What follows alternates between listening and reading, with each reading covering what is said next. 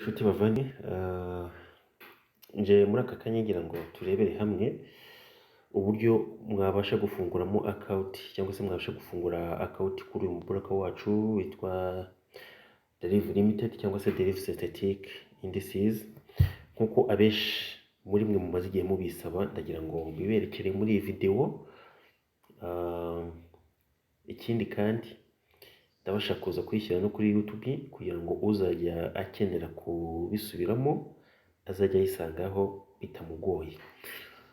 Ni ukuvuga ngo kuri uyu mbuga nk'uko twayibonye, hari nk'abantu bari hano mu Rwanda, hari amategeko bagomba gukoresha kugira ngo bemerewe cyangwa se baboneho akawunti, kubera ko ku banyarwanda cyangwa se ku bantu batuye mu Rwanda muri rusange, usibye ko atari mu Rwanda gusa, hari n'ibindi bihugu bigera muri birindwi ku isi yose muri rusange uyu mubroka atemerewe gukoreramo, cyangwa se ahantu afite ama office ariko abanyagihugu batemerewe ku accessinga cyangwa se gufunguraho account. Ni muri uru rwego rero muri rusange ku muntu ntabuze umuntu gufunguraho account ariko akoresheje imyirondoro y'ibindi bihugu. Ni muri urwo rwego natwe nk'abantu batuye mu Rwanda twakisesinga serivisi ze ariko dukoresheje imyirondoro y'ibindi bihugu. Ikindi kandi ni uko nta any effect n'imwe bitera cyangwa se nta mpungenge n'imwe bitera wakisesinga serivisi ze nk'ibisanzwe iyo wabashije gufunguraho account.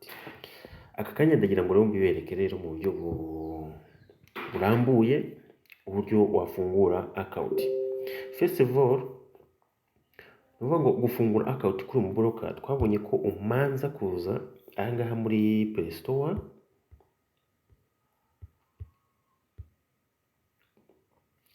twabonye ko umanza kuza hano muri Play Store ugakora download cyangwa se ukadownloadinga izi application zikurikira.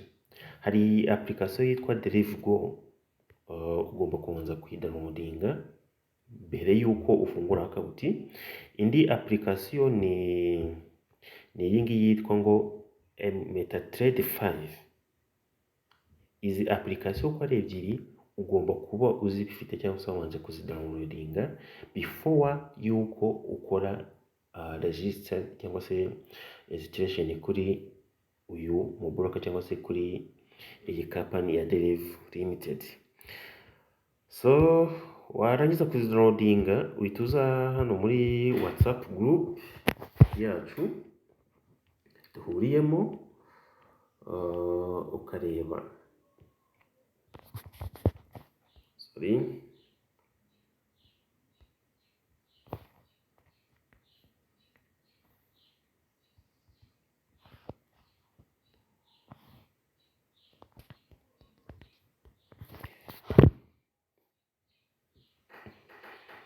tuza hano muri groupe yacu duhuriyemo, ukareba post nashyizemo ya link unyuraho ugiye gukora registration. Iyo link ni iyi ngiyi, uhita uza ukayikirikaho. Ku bantu barajya kuri YouTube ko ndaza kuyishyira hasi muraza kuyibona, ariko kuba barakoresha cyangwa se kuba bari kubona iyi video right now ho muraza mukande kuri iyi link uyikandeho. Ukimara kuyikandaho baraguha ahantu wuzuza email. Iyo email uraza uyiputinge ahangaha,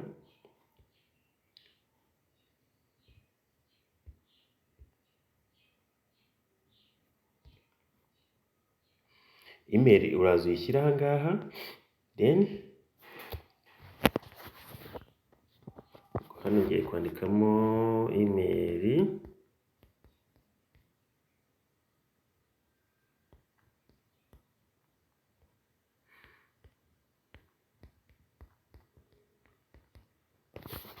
so ukimara kwandikamo email yawe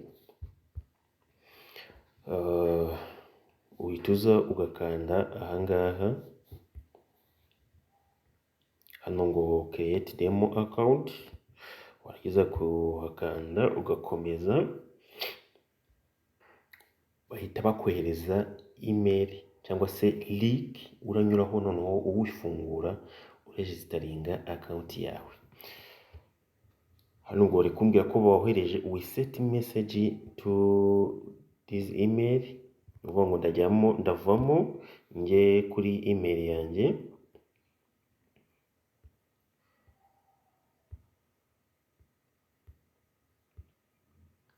ndebe iyo email cyangwa se iyo link banyoherereje.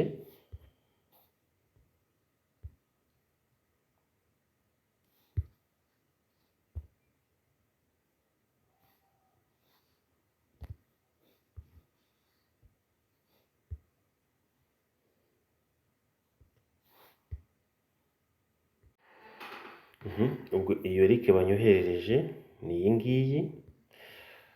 Hano ndahita mpakandaho ifunguke.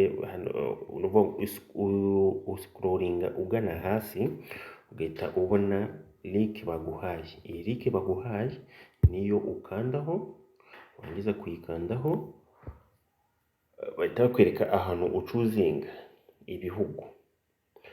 Uvuga ngo ibyo bihugu uracuzinga ku muntu uri hanze y'u Rwanda akoresha igihugu atuyemo muri rusange, ariko ku muntu uri mu Rwanda, hano mu Rwanda ko ku muntu uri mu Rwanda bahita bakubwira ngo in fact the leave is not available in your country. Uvuga ngo the leave ntago ari available gukoreshwa hano mu Rwanda, ariko ku muntu uri hano mu Rwanda urahita uza ukanda ahangaha ucuzinge, wandikemo Kenya. Hano hambere habanza uracuzinga Kenya. Ubwo ni igihugu cyitwa ni ukuvuga ko ni country of residence. Uracuzinga Kenya, noneho citizenship uraza ahangaha hasi uhitemo Congo Kinshasa, ariyo iyi ngiyi. Uvuga ngo ibi ngibi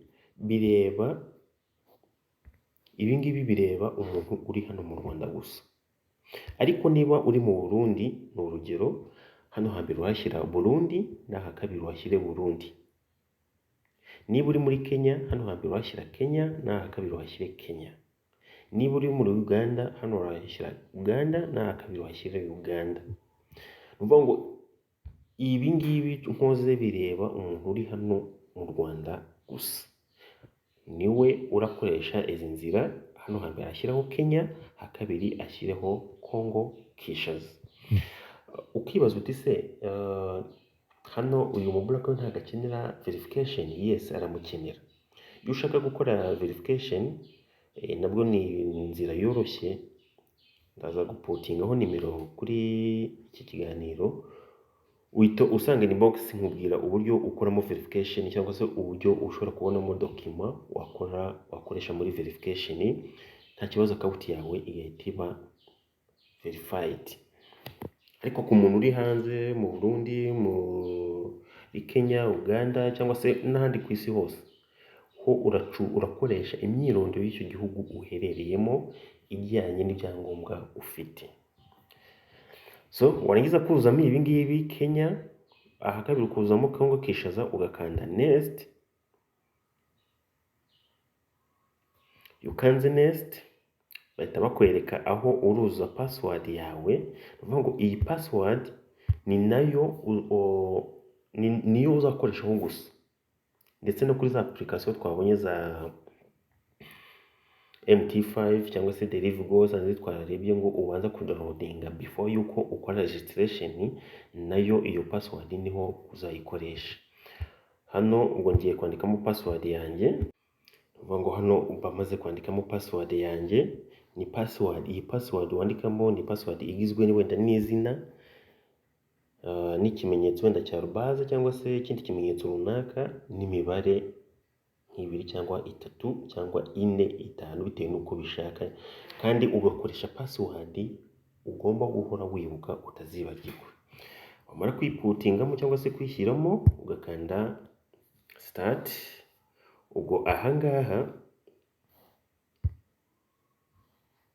hano mba maze gufungura icyo twita demo account.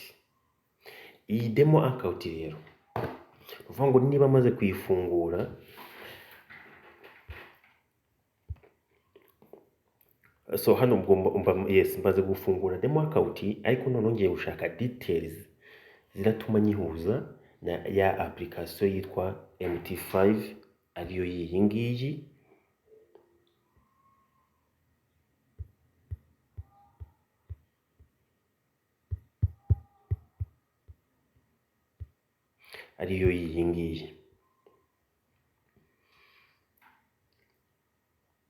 Uvuga ngo iyi application niyo dukoreramo ya trading. Hano murahabona izi ntuza, izi pairs. Uvuga ngo kugira ngo utrading ujye mu isoko nuko uba ugomba kuba ufite iyi application yitwa MetaTrader 5.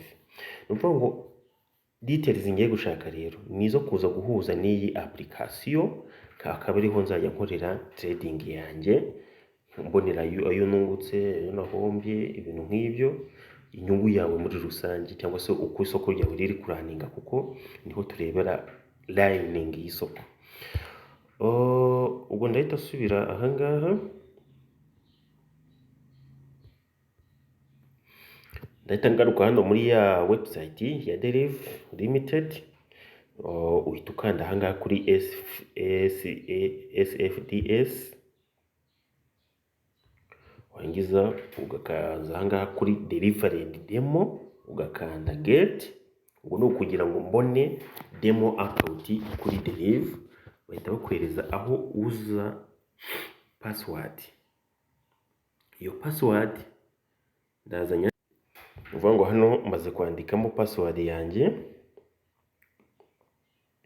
ya yindi nakoresheje handi ngitangira, nkimara gushyiramo ibihugu, ya password nashyizemo nduvuga ngo niyo ndubundi ndakomeza gukoresha.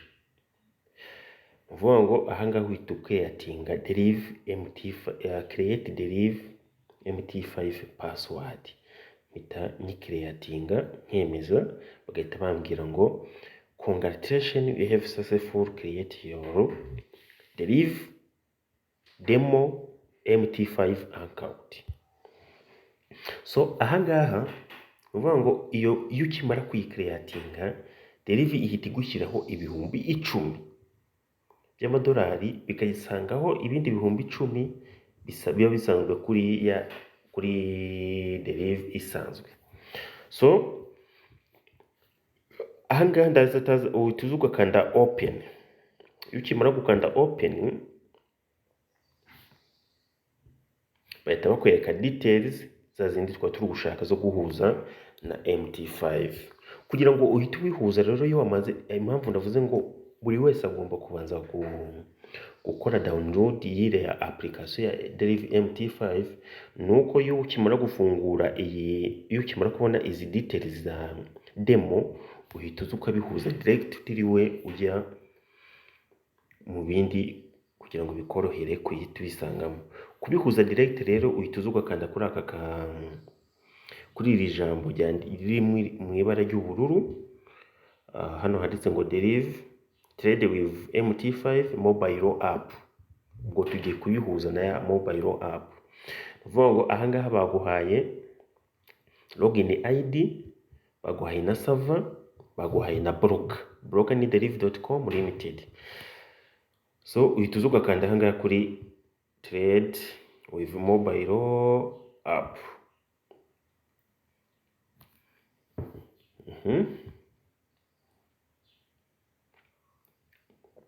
Iyo ukimara gukanda kuri kariya kajambo k'ubururu, bya bindi bihita byizanamo. Icyo uba usigaje gukora ni ugushyiramo cyangwa se ni ukuzamo password ya account yawe, ariyo yindi twarebye watangiriyeho ugufungura, ukitangira gufungura Deriv account. Ubwo hano ngiye kuzamo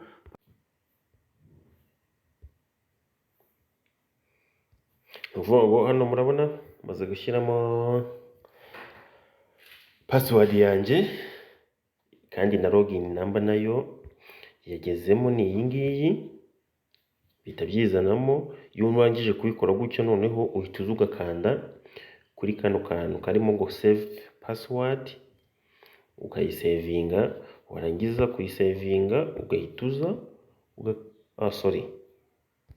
warangiza kuyisevinga ugahita uza ugakanda ahangaha handitse ngo sign in. So iyo ukimara gukanda hano sign in, account yawe ihita iba created. Uvuga ngo ahangaha kugira ngo ujye gushyiramo za ntuza wenda nk'imikorere mitoya y'iyi application, reka nayo wenda nyinyuremo. Uvuga ngo hano tugiye gushyiramo za payer, tugiye kongeramo za payer kubera ni demo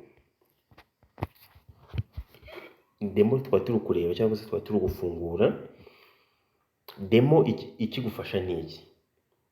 Demo igufasha gukoreraho imyitozo, gukoreraho exercise, gukoreraho cyangwa se kwimenyereza uko iyi trading cyangwa se iyi forex, izi statistics indices zikora muri make. Ukuvuga ngo ahangaha kamanzi nongeremo payer za zindi twatumaze igihe twiga arizo za boom and crash. Uraza ahangaha uzikandeho izi zose. Yewe niba ukunda no gutradinga za volatilities nazo uraza ahangaha uzongeremo. Ni nyinshi ugenda ucuzinga izo ushaka kwimenyereza muri rusange. Ntabwo zose ari ihame ngo uzi trading. Ushatse ucuzinga ebyiri wakwimenyereza cyangwa se wagiramo ubumenyi kurusha izindi zose. Ariko nk'amasomo tumaze igihe twiga, mwabonye ko ngiye nabashishikarije kwibanda kuri boom and crash, wenda no kuri za volatilities zitarenze ebyiri cyangwa se eshatu. Warangiza ukaza no kuri iyi yitwa step index, ariyo iyi nayo ukayicuzinga. Harimo step index isanzwe, bazanyemo n'indi step index 200 na step index 500. So izi ngizi zisanzwe za utari kure umenya ubwoko bwazo, uhita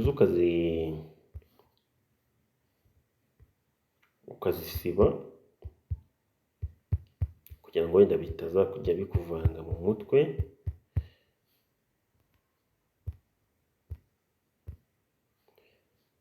Noneho ahangaha ndagaruka ashyiremo za zindi za crash and boom. Hari boom 1000, hari boom 500, hari na boom 300. Izi ngizi twabonye ko iteka zihora ziri kugenda muri position ya buy ya sell. Noneho izi za crash 1000, crash 500 na crash 300 zo ziri kugenda muri position ya sell. Ariko bitavuze ko igihe cyose nkuko twabibonye zigenda muri izo position gusa, hagenda hivangamo na buy and sell. So wangiza ukaza no kuri za volatility, kandi ukagarukira kuri 100, ukazana ahangaha kuri step index naho ugazishyiramo. Mbese izo umaze kongeramo zose muri kuzibona ahangaha. Uvuga ngo izi nizo twita boom and crashes index cyangwa se indices. Izi application rero uvuga ngo iyi niyo MT5 cyangwa se MT5 trade cyangwa MetaTrader 5, niryo soko ryacu ukoreraho ya trading yawe. Mu kuyikoreraho iyo trading yawe rero nayo ugomba kubanza kuyisobanukirwa. Uvuga ngo ahangaha hano kuri kote handitse kote naho turebera za pairs cyangwa se hari abandi njya numva bazita ngo ni coin ariko naho turebera za peya ahangaha kuri kote.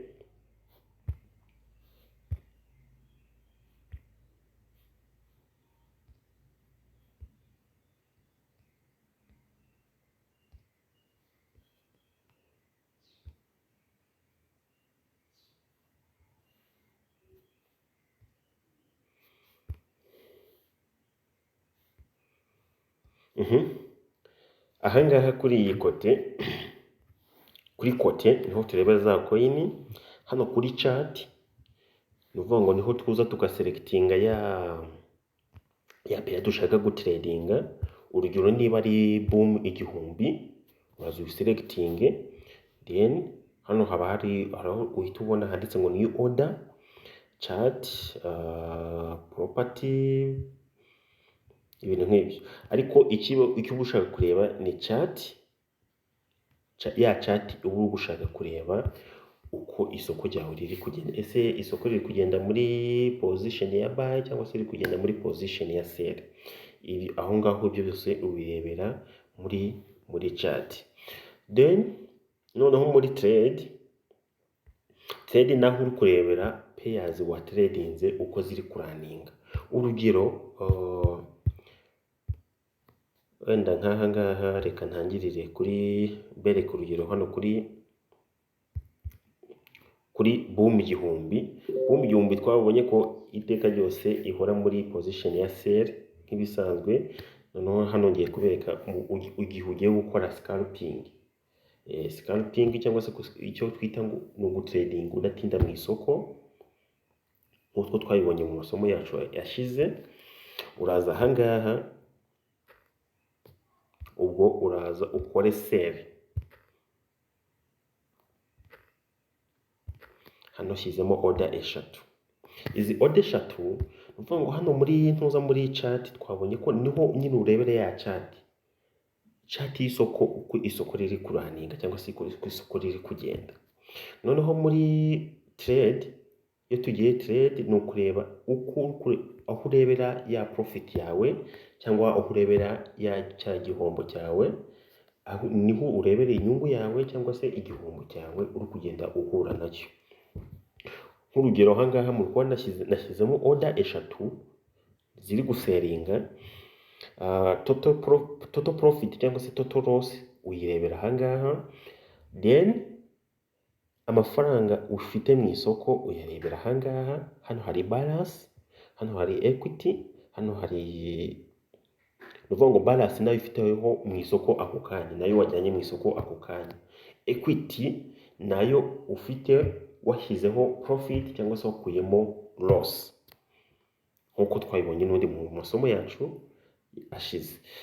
Noneho iyo umaze gutrading, hano handitse ngo history, makanze wenda n'urugero, naho urebera historique y'ibyo yakozwe, ayo washyize mu isoko, ayo wungutse, ayo wabikuje, byose birebera ahangaha muri history. Message wenda ni notification nka delivery yagiye guhereza cyangwa se yagiye ikubwira igihe wahombye, delivery iguhereza notification kubwira ko wahombye, account yawe wayiblowinze, tubyita ku blowing account muri rusange. Ni ukuvuga ngo subiye hano muri trade, muri kubona ko hano wenda maze kunguka $1, ushobora kuza guhita ndifunga kuva mu isoko ukavuga ati ayo mbonye arahagije, uhita uza ugakanda hano kuri utu dukoni dutatu cyangwa se utu tudomo dutatu, bakwereka close all positions, ugahita uva mu isoko automatically ako kanya ugafunga. Ubwo hano mvuye mu isoko. Uvuga ngo trade, hano kuri trade ni ukureba ibiri kuba mu isoko ako kanya. Hano muri kubona ko mwisengira ibihumbi 10 n'idolari rimwe n'ibice 96. Ubwo ninjya hano muri history ndasangamo profit y'idolari rimwe n'ibice 96 nizo na tradinze uwo munsi. Uvuga ngo iyo nyungu yanjye bavuga ati irahagije kwigira mu yindi gahunda. Kandi noneho tureba uko wafungura Riyo akawunti kuri uyu muboroka nanone.